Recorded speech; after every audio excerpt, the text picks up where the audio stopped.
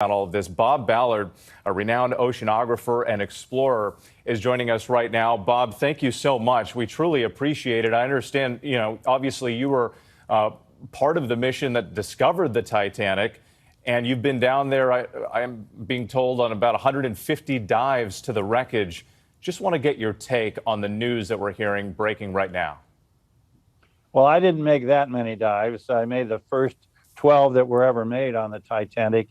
And then I went back with remotely operated vehicles last time in 2004. But yes, it's very tragic what happened. I know the people that passed away.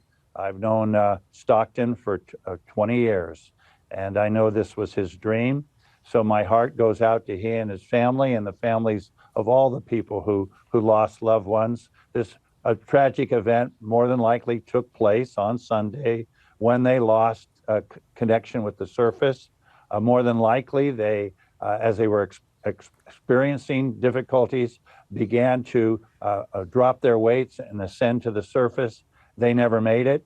So if you're on your way up and you're buoyant and you don't make it, it's a catastrophic implosion. And I don't think people can appreciate the amazing energy involved in the destructive process of an implosion. I've explored the Thresher and the Scorpion, which were two U.S. submarines. In the case of the Scorpion, ended up at a similar depth, and it just takes and literally shreds everything. So it's extremely powerful, and then that's what they'll be doing right now. They're now below the circulation system of the ocean in that area, so they'll do a systematic mapping. Those ROVs can remain. I have one just like it, the one over my shoulder. Hercules is on my ship. In fact, you can see in the image, I'm in my command center. My ship's at sea right now. Unfortunately, we were unable to help because we're in the Pacific Ocean, but it's a very similar technology. And the beauty of these remotely operated vehicles is they can stay down days and days and days. So they'll be mapping all through the night and into the next day until they believe they've done 100% systematic coverage of the wreck site.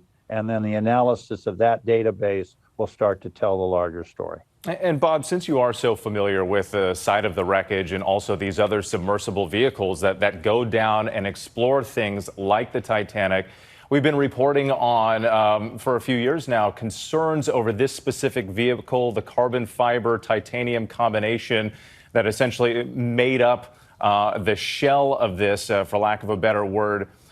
Did you have a sense initially when you first learned that the vehicle was lost that perhaps something catastrophic may have happened?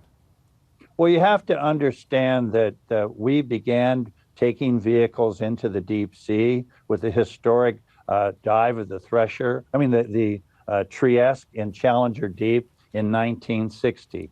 We've made thousands and thousands of dives with different vehicles, whether they're French, whether they're Russian, whether they're American. And we've never had, ever, in the history of these extreme deep diving programs, ever lost a vehicle. So this is the first.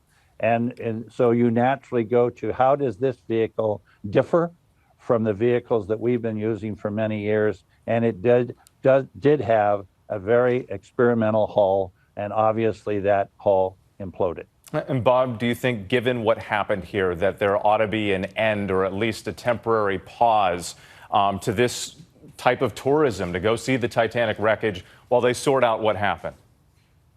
Well, again, as you know, I was opposed to taking anything from the Titanic, but I've never been opposed to people visiting as long as they do it in a safe way.